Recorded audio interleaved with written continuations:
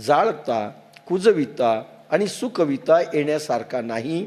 म्हणून हा नित्य, सर्वव्यापी, स्थिर, अचल, सनातन आहे. हा आत्मा अव्यक्त आहे, अचिंत्य आहे, हा अविकारी म्हटला जातो.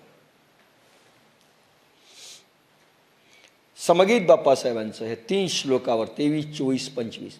आत्मा शस्त्राने तुटेना, त्या सागणी जाळीना, तसे पाणी भिजविना, वायू त्यास सुकविना.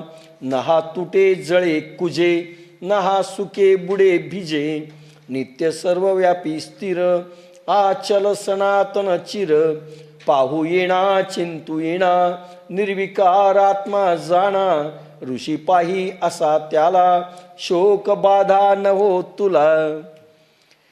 माऊलींचं निरूपण. हा अनादि नित्य सिद्ध, निरुपादी विशुद्ध, म्हणून शस्त्रादिकी छे